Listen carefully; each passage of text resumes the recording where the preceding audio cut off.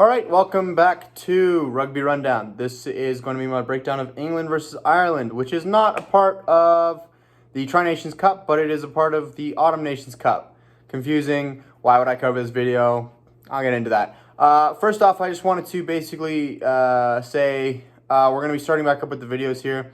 We had a bit of a lull. We didn't have Wi-Fi and schedules got a bit busy, so the main thing is we're going to be coming back with more videos here, starting with a podcast tomorrow and a prediction video from me, plus this breakdown video. Why this game? That's a fair question.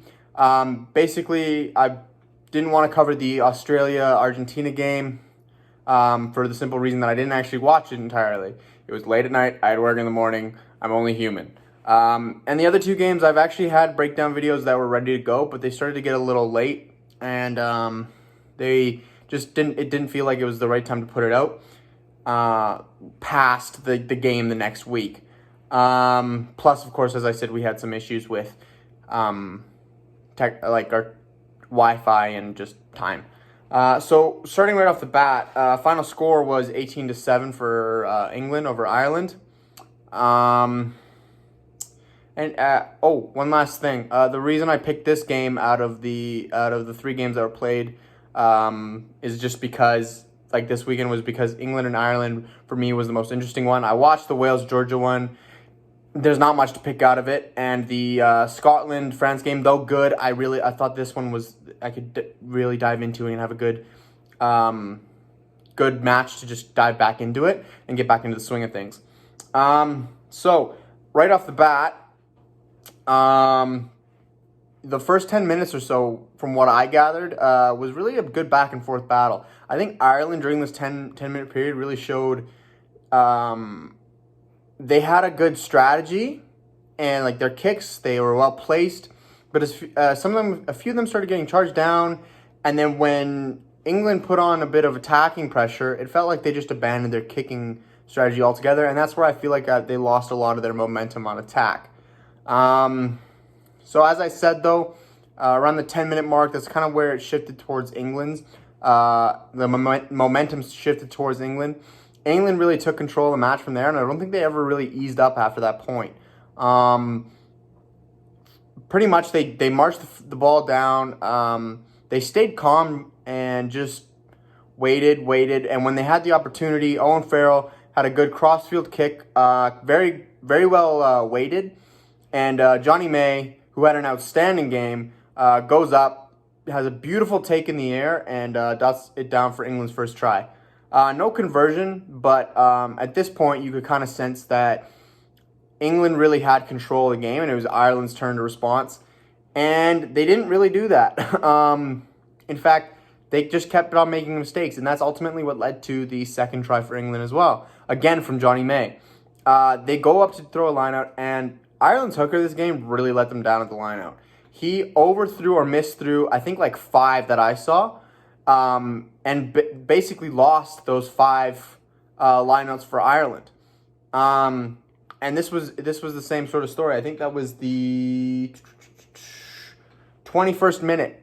Ball's overthrown, and it goes to Johnny May, and while it's swung out wide to Johnny May, and he does an amazing job just showing his skill and his pace and just what a great player he is. First off, he breaks the line, which is partially due to the draw and pass and getting the ball out wide from England to get to him.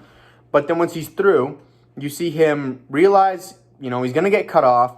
He puts the kick through. It's not the best kick, actually, in my opinion. Goes towards the center of the field.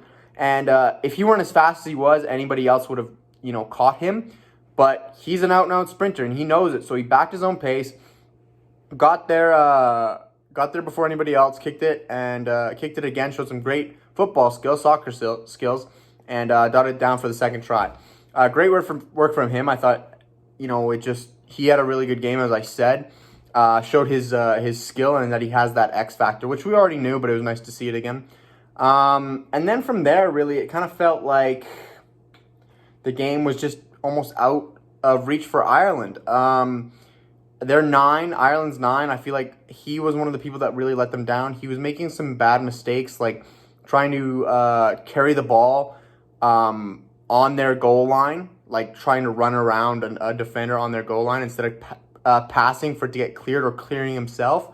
He was not controlling the game well, and overall, I think he was just making some bad decisions. Simple mistakes like not putting a guard for a box kick. So Maro Itoje, who had a great game, and I'll get to him, he had chances that he could have knocked the ball down if his hand was in the right place.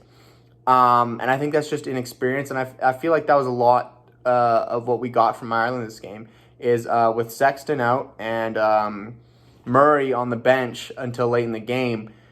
It just felt like the players that were on the field were playing with no game maturity. But the last thing I want to touch on, because from then on out, it was pretty much controlled by England, is England's defense.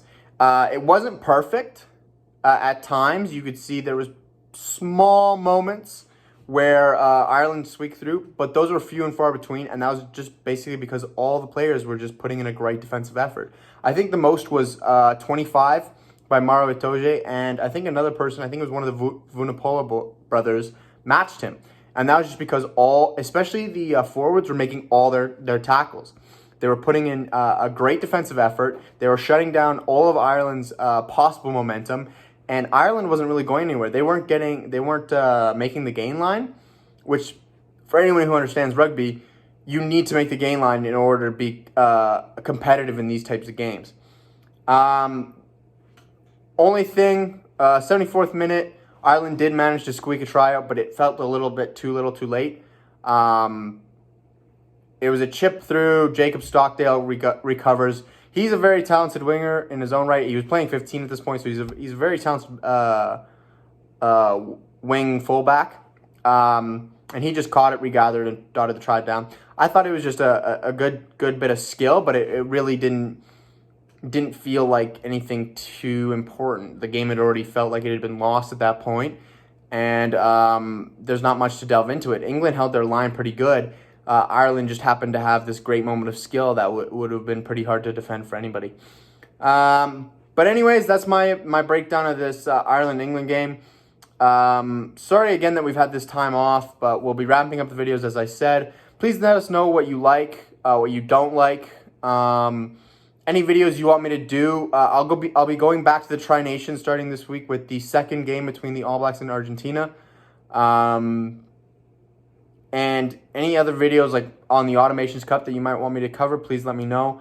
But until then, it's just going to be these sort of videos for the Tri Nations. I'll be coming out with my prediction video either tomorrow or late today, right after this video goes up. But anyways, guys, that's it for me. Peace.